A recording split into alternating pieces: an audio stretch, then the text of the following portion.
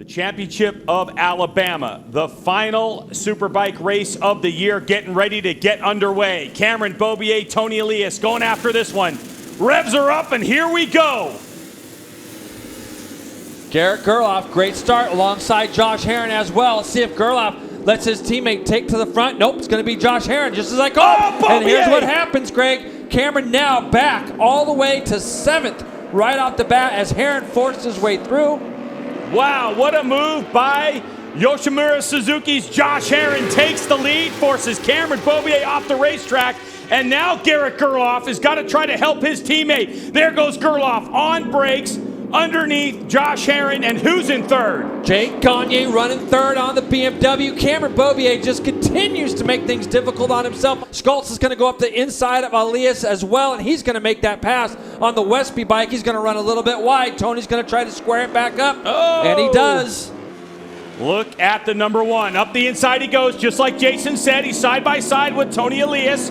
So Cameron Beaubier will transition it back to turn number 17. So there goes Cameron Beaubier, and now he's ahead of his championship rival. And you see how easy of a fight that was for Cameron. He was able to get by and pull enough gap through that last corner where Tony wasn't able to go back past him on the front straightaway like we've seen at other tracks. And right now, Matthew Schultz has gone a little bit backwards as well. Here's what we're going to see. We're going to see a great start from both riders. Herrin's going to come up the inside of Gerloff, and when they get to the apex of the corner, Herrin's just going to inch out in front, and Beaubier just ends up running wide. Now, in years past, Greg, that was grass. He would have been out in grass and probably got passed by a lot of people. Now he's going up underneath Jake Gagne. Beaubier around Gagne, another heap of points for him, as now Beaubier is going to try to set after Josh Herrin. This Yamaha, Cameron Beaubier's got a big run on him as they go down into turn 5. Cameron Beaubier into turn 5, hard on the brakes. He gets it down there, it's clean, but now we know Josh Herrin's got a good run out of this corner heading to turn 8. Beaubier's going to try to hold it tight. There goes Herrin up the inside. He's going to make the pass. Side by side they go.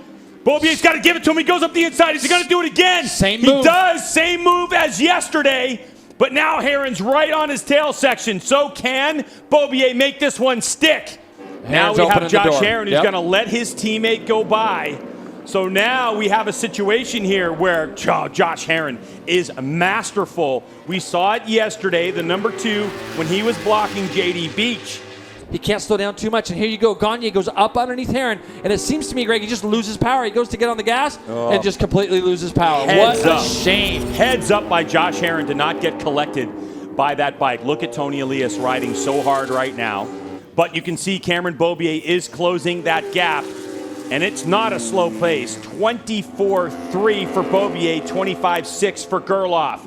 Group behind is going to consist of Elias and Herrin as well as Cam Peterson. Let's give him a shout. It's great to see him do well. Garrett Gerloff a little wide down through the bottom of turn number 2 and 3. Cameron Beaubier takes over the lead. Garrett's going to get into turn 2. He's going to run it out just a little bit, and that's going to open up the spot for Cameron Beaubier to just slip up underneath him. Can't emphasize the importance of having teammates in any racing situation. Oh, and JD Beach in his last race on the Superbike. He's out of this one. Such a shame. Yeah, JD Beach is gone down. At how it unfolded from the onboard camera shot. He gets a run up over turn 4, and he just kind of gets himself down the inside. All you have to do, Greg, is prevent somebody from turning in, and you can see Matthew got up just alongside of him enough to where it made it hard for Tony to go by. And here we go. Now we're going to get a look at Herrin. He gets in there, and look, Greg, it's almost like he's not getting the bike slowed down.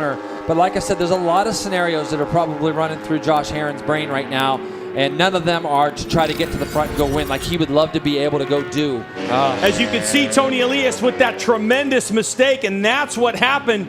So Tony Elias, for the moment, at least he saved it, Jason, and still gives himself a chance to win this championship. And that's a place that I saw. He's in wide. He's in wide. He hits that curbing. Can you imagine if it had been a year ago? You've made comments all weekend long about how the track is raised an inch higher.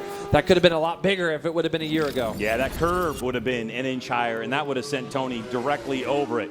As it looks like Elias goes up underneath Peterson, and Travis Wyman had already got past. So Kyle Wyman has got past on the Ducati up to 4th place. Yamaha, Cameron Beaubier, Garrett Gerloff, the final corner of 2019. to the throttle stop. Cameron Beaubier behind the bubble. They'll come to the line, and Beaubier will win the race and wrap up the 2019 championship.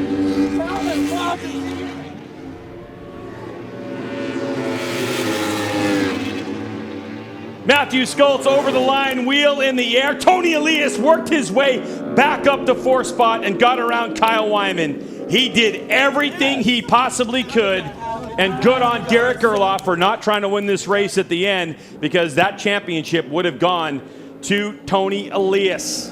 Amazing. And who's the first guy to come up, Greg? Who's going to be the first guy? Tony Elias going to be the first guy other than Garrett Gerloff to come up, bow his head, say congratulations on a great year, a great championship. Tony's just a class act. I love everything about him. He never stops trying. I feel bad for him. The last couple rounds just hasn't had the pace that Beaubier and Gerloff has showcased. And also for Cameron Beaubier's crew chief, Rick Hobbs, who announced his retirement, who's won many championships in his career as a mechanic and a crew chief with a variety of teams over the years. He will send Rick Hobbs off to retirement with another #1 plate. Here's some of the action we saw during the course of the race, and it was so interesting. Beaubier was able to claw his way back up front and win by 1/10 of a second over his teammate Derek Gerloff. And you see another Yamaha R1 on the podium. Tony Elias will be logged in 4th place.